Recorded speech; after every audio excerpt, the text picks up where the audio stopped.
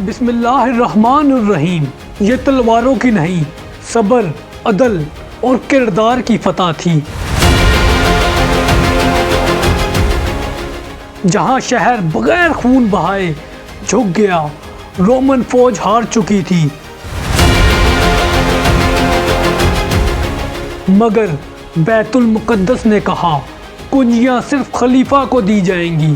حضرت عمر بن خطاب رضی اللہ تعالی عنہ مدینے سے نکلے، نہ لشکر نہ شاہی لباس، اور تاریخ نے سر جھکا دیا۔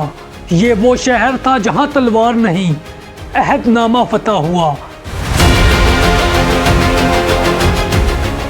دنیا نے پہلی بار دیکھا کہ فاتح وہ ہوتا ہے جو مغلوب کو امن دے۔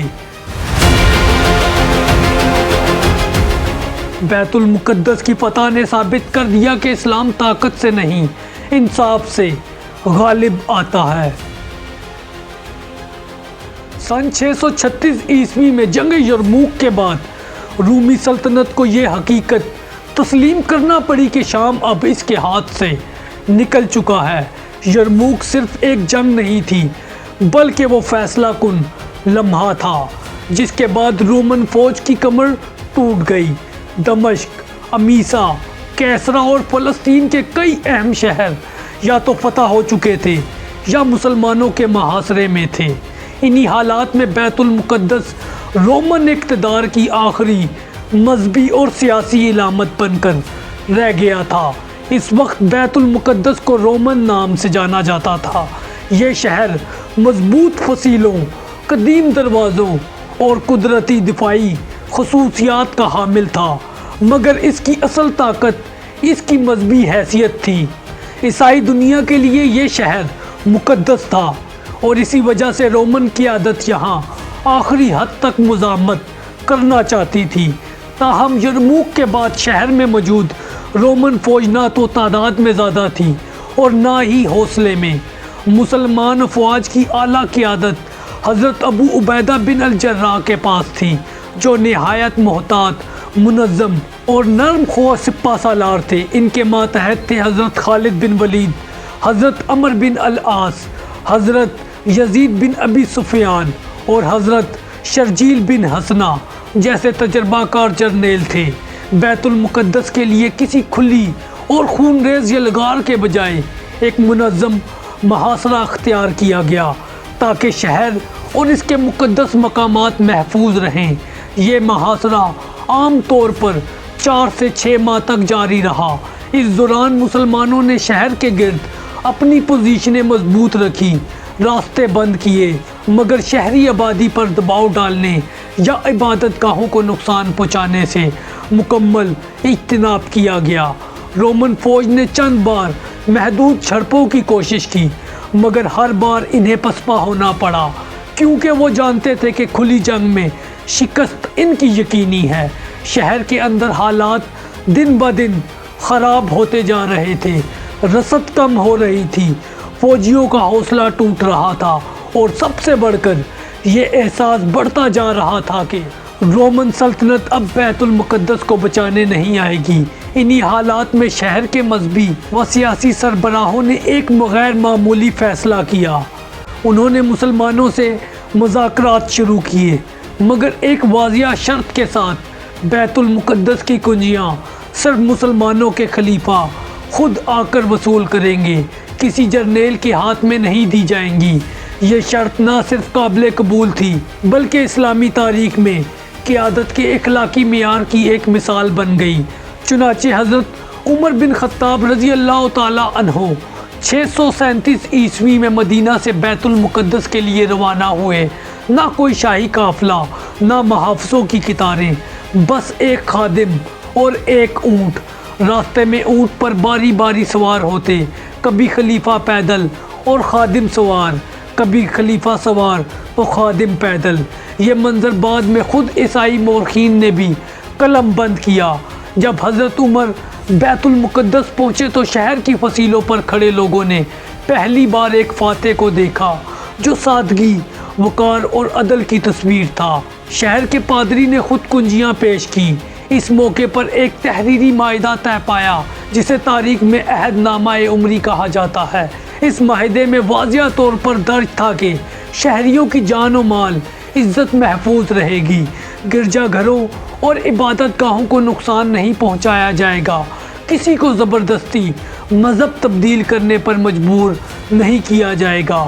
حضرت عمر رضی اللہ تعالی عنہ نے چرچ آف دی ہولی میں نماز ادا کرنے کی پیشکش بھی قبول نہیں کی تاکہ مسلمانوں میں کوئی مسلمان اس بنیاد پر چرچ پر دعویٰ نہ کرے۔ بعد میں اسی مقام کے قریب مسجد عمر تعمیر کی گئی۔ یوں بیت المقدس بغیر خون ریزی کے مسلمانوں کے زیر انتظام آ گیا۔ یہ فتح عسکری سے زیادہ اخلاقی، سیاسی اور تہذیبی تھی۔ دنیا نے پہلی بار دیکھا کہ ایک عظیم شہر تلوار کے بجائے عدل، کردار اور اعتماد کے ذریعے فتح ہوا۔ فتح بیت المقدس نے نہ صرف فلسطین بلکہ پورے شام میں اسلامی حکومت کی بنیاد مضبوط کر دی، اور یہ واقعہ آج بھی تاریخ انسانی میں ایک بے مثال کے طور پر یاد رکھا جاتا ہے۔ بیت المقدس کی کنجیاں حوالے ہونے کے بعد معاملہ صرف ایک شہر کی فتح تک محدود نہیں رہا۔ اب اصل امتحان حکمرانی، نظم و نسق اور وعدوں کی پاسداری کا تھا۔